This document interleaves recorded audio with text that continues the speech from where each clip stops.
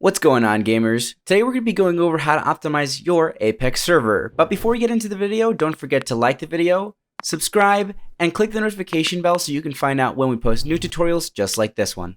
One of the biggest concerns for server owners is lag. Lag can be caused from a variety of reasons, whether it's from resources you add to your server or the hardware your server runs on. However, if you host with Apex, hardware shouldn't be an issue. There are many ways you can reduce lag. You can get plugins that help reduce lag, you can upgrade your server RAM, switch your jar to a more optimized version of Minecraft, optimize your files, and much, much more. And with all of these solutions, you may be wondering what causes lag. There are different ways that types of lag can occur, such as TPS, latency, and FPS lag. We're going to break down all of the different types of lags and the best way to optimize your Minecraft server. And now we're going to go over server lag. Server lag is represented by TPS. A server's TPS, or ticks per second, is used to quantify the overall health of your server's performance.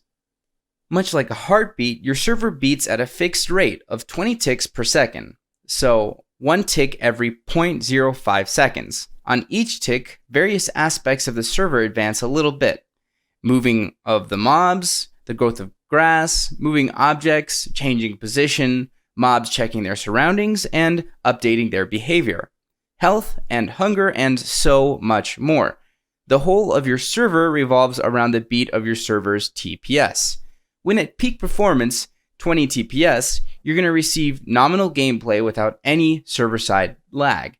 But if your server's TPS drops, even a few ticks, you're going to begin to notice lag on the server.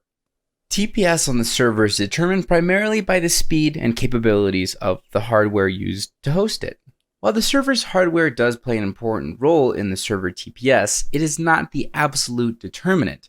Simply throwing the best hardware on a server will not guarantee its performance. What occurs on the server plays an equal role in determining the server's TPS. Mismanagement of one's servers can be just as detrimental as adequate hardware. When adding mods or plugins, you should be thinking about the long-term effects of your choices. Many new server owners will mistakenly assume that the number of people on their server will determine the performance of the server. The number of players on the server plays little part in the server's overall performance.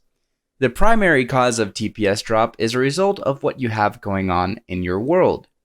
For modded servers, this is way more apparent with all the new blocks and functionality that they provide. For each modded block you add, that provides some sort of function that the server has to allocate resources to ensure that the function is carried out. Now, on its own, that one block is of little consequence, but if that block forms an array, as is typically done with solar panels, then the server will need to dedicate more resources to carry out that array's function. And when we break it down, we get an idea of how much is really going on in the background. Let's say you have an array of 1,000 solar panels. Each panel is placed constantly checking the time of day. It then checks the immediate surrounding blocks for cables to deliver power to. If one cable combines with another array, then that main line is updated with the sum power of both of the arrays. These updates are happening every 0.05 seconds, and when combined with everything else, it all adds up. It's no surprise the strain it can output on a server that Minecraft wasn't designed to run. Having low FPS will generally come with your game behaving slowly. If your frame rate is low enough, playing the game may feel like watching a slideshow as only a few different frames appear on your screen per second. It'll make the game feel laggy, which is the last thing we want. Having a low frame rate on your server does not mean that the server is lagging, but that your computer is failing to keep up with the game. If you do have a consistent low frame rate on your PC, you're going to most likely need to upgrade the graphics card, RAM, or the CPU. It is very important to know that there is a difference between server lag and low FPS. There are going to be times that low FPS and server lag appear at the same time, and you may think that the FPS is due to the server having lag, but it is definitely a separate issue. The lag is generally from server side saying that it is having trouble keeping up with what's going on in game. if you have low FPS, it's because your computer hardware isn't fit to run what's happening in-game. Even if the server didn't have lag, your client would still have the low FPS. For example, if you're playing a server with hundreds of other players running around on your screen, you may experience both low FPS and lag. The lag occurs because the server is struggling to keep up and slowing down, with so much happening in one place at once. While the low FPS is a result of your computer struggling to display all of those characters on your screen at once. Replacing or upgrading hardware is not the only way to fix having low FPS though. In Minecraft, you can go to the video settings and reduce all of the functions. For example, you can turn clouds off so that your computer doesn't have to try and load them in. It's a good idea to close other processes that you don't necessarily need. This frees up resources that your computer can dedicate towards the game. You can do this by quickly closing anything that's open in your taskbar. It's worth checking the task manager for background processes as well. Another thing you can do is switch to the high performance plan in your Windows power options. To do this, navigate to Settings, System, Power, and click Additional Power Settings on the right side, and this is going to lead you to the Power Options section of the control panel. Choose Show Additional Plans if necessary, and then select the High Performance option. Another type of lag is called connection lag. Connection lag correlates directly with ping. Ping refers to the network latency between client-side and your Minecraft server. This reflects how long in milliseconds data takes to process and travel. Having a low ping is best, as lower latency provides smoother gameplay. Typically, the further away a server is from your physical location, the greater latency you're going to have. The best way to minimize latency is by finding a server location near you. We have multiple different locations at Apex, including Oregon, Nevada, Texas, Virginia, Quebec, United Kingdom, France, Singapore, Poland, Australia, Florida, Brazil, and China. Every one of these locations can be tested for ping, so you can decide which location is best for your Minecraft server. High latency or ping can cause lag. If you have high ping, it's possible that you may time out of the server, as they will often disconnect a client if the ping is too high. Similarly, client software will often mandate disconnection if the ping is too high. Having a high ping is not something that's due to lag, but it causes lag. It may also crash the server because of the instability. Some of the factors that might affect ping include internet connection speed, the quality of a user's internet service provider, issues with the Minecraft server's network, and the configuration of firewalls. One of the most important factors in ping or latency is the location. For example, if you're located in the United States but are connecting to a server that's located across the world in Germany, the ping is going to be too high for you in comparison to someone in Germany playing on the server. Latency can change depending on network conditions and the status of the server to which you're connecting. You can test how bad latency will be on a server by pinging the server. This determines how long it takes for the server to receive a message and respond. You can test ping in two different ways. The first is through the Minecraft client itself by simply hovering your mouse above your server's green connection bar to the right. This will display a number followed by MS. That number is your ping. The second option is by opening the command prompt and typing ping server IP. So for example, ping and then the IP of our Apex server, play.apexmc.co. It may take a second to complete its test, but you should see the average ping displayed. And now we're going to go over some ways on detecting lag. Trying to find where lag originates isn't always an easy task. On client side, you can see if you have lag by checking your FPS. You can check your FPS by pressing F3 in-game on Minecraft. This is going to open up a little console with all of your game details. If you have a very low FPS, then you're experiencing a client-side lag. Connection lag can be tested by checking your ping to the server. Having a high ping is going to mean that you are experiencing delays with the connection. Neither of these types is related to the server performance itself though. You can check your server performance by checking the TPS. If the TPS is low, you know that something is causing your server to run behind. Detecting what exactly the reason is can be a little troublesome. However, if you're running Paper and Spigot, you can run a timings report to break it down for you. Timings reports allow you to monitor how long it takes the plugins installed onto your server to process an event. This allows you to see where lag issues arise, as a misbehaving plugin may be causing a delay in the tick loop, causing the server TPS to go below 20. To run a timings report, type timings on in console, and then wait 3 minutes. After waiting 3 minutes, go ahead and type in timings paste. This will provide you a link. Go ahead and click that and wait for the web page to load. The timings report is separated into sections for each plugin. The first 2 sections are Minecraft's own tick events, such as loading entities, chunks, etc., and the rest is divided by plugin. If you look to the top of the timings report, you're going to see a few general data points. Total, meaning the total time spent handling events. Sample time, meaning the time that the server has been collecting timings data for the report. Average entities, which is the average number of activated entities, followed by the average number of total entities. Average players, meaning the average amount of players logged in during the sample time. And last, average TPS, meaning the average server TPS during the sample time. In the headers of sections for plugins, there are 2 data points following the name and version. Total, meaning the total time spent by the plugin processing events during the sample time. PCT, meaning the percentage of sample time that this represents. And each section has several columns of data per event a plugin handles.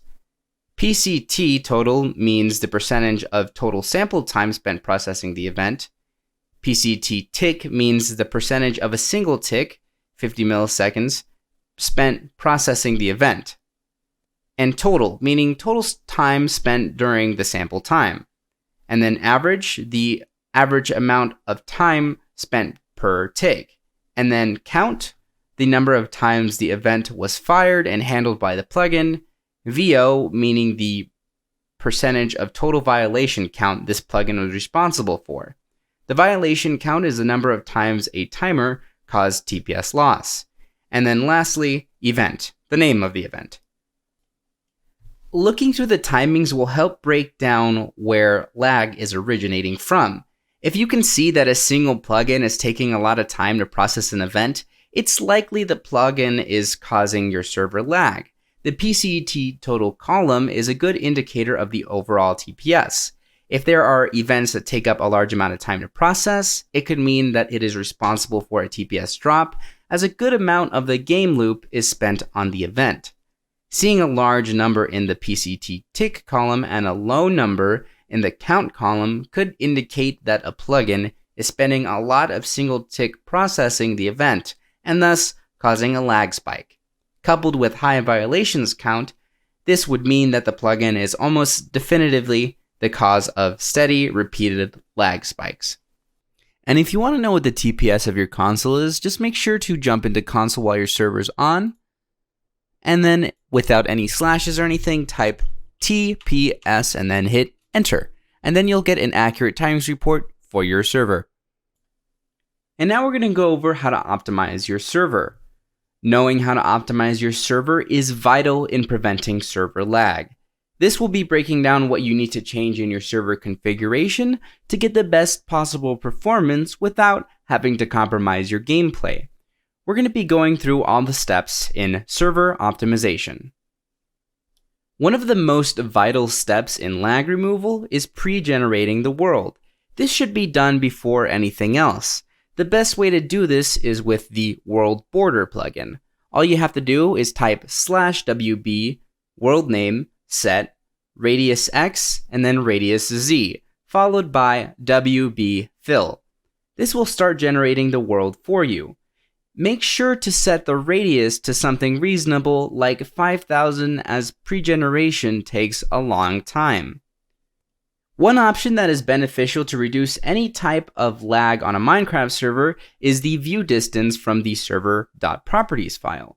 Any number between 4 and 8 should help with optimizing the server. If you're running Craft Bukkit or Vanilla, you're going to want to switch to Paper or Spigot.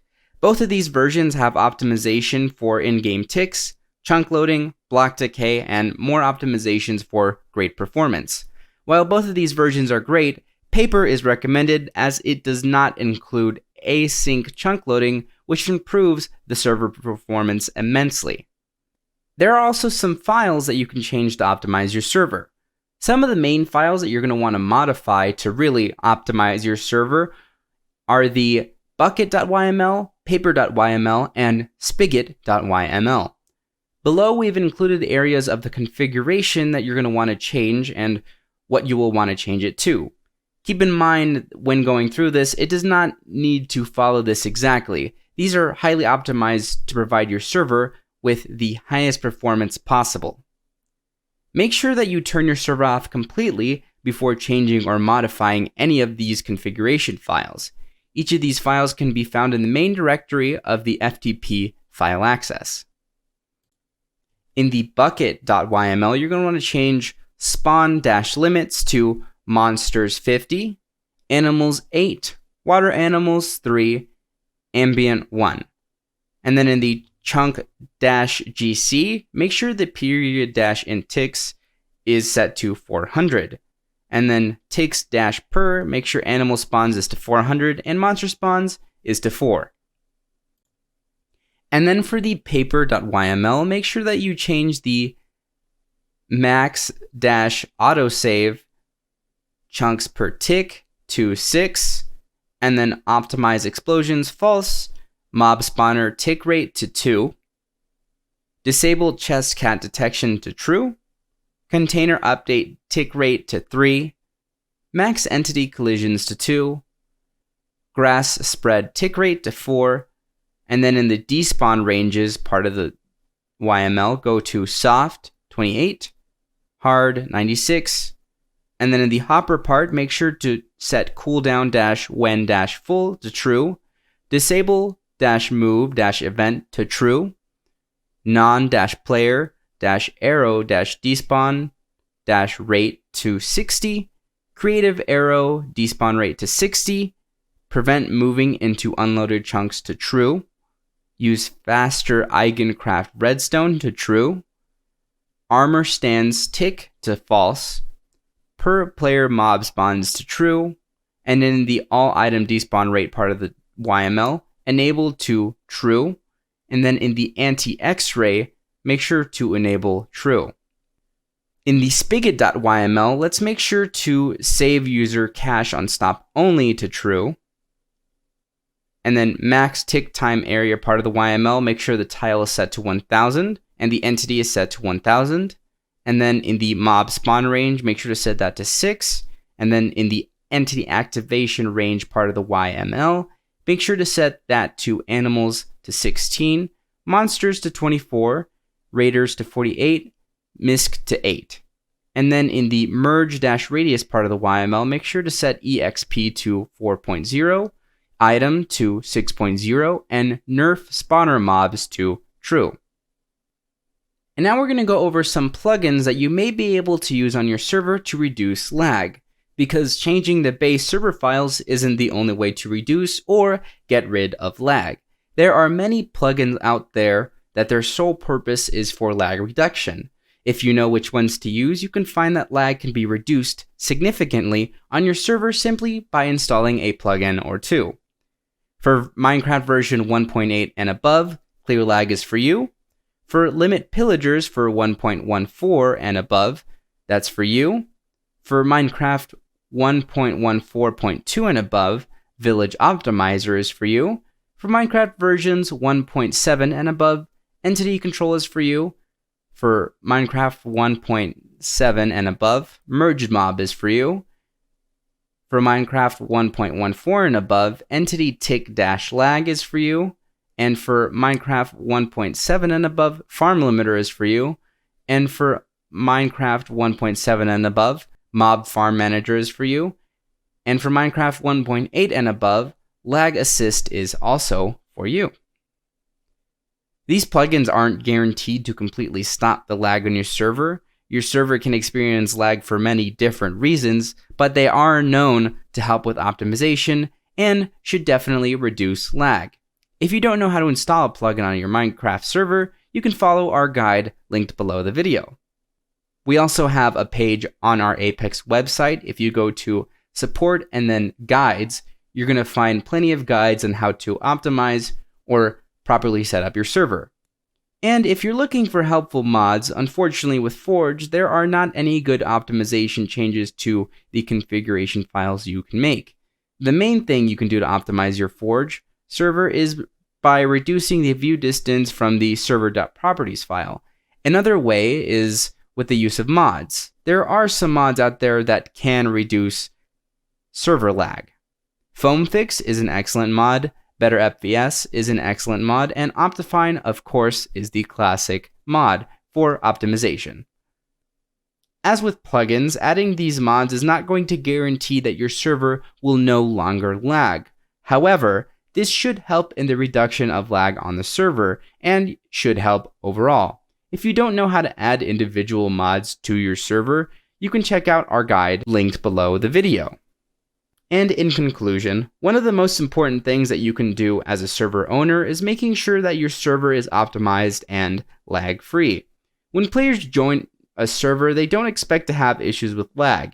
In optimizing a server, it is important that you note the different types of lag and what you can and cannot control. You may not be able to control the lag they experience client-side, but you can surely do everything on your end to optimize the server. If you're running a vanilla Minecraft server, you may think that it won't experience lag. I mean, it is the base version of Minecraft with no optimizations. Unfortunately, though, this is not true. The newer updates, such as 1.14, are known to have issues when it comes to lag. One of the best things you can do to reduce this lag is by switching from vanilla Minecraft to paper Minecraft. If you're running a modded Minecraft server, there are not a lot of optimizable configuration options, unfortunately. The best thing you can do for Forge is to pre-generate the worlds in single player with the mods and reduce the view distance from the server.properties. With so many different versions of Minecraft and different types of lag you can experience, as a server owner, you can only control the server-side lag. If you follow everything from this guide, it should increase the performance of your server exponentially. Well folks, that's all I've got for you today. Thank you for using an Apex server and thank you for watching this tutorial. And as always, I hope you have lots of fun.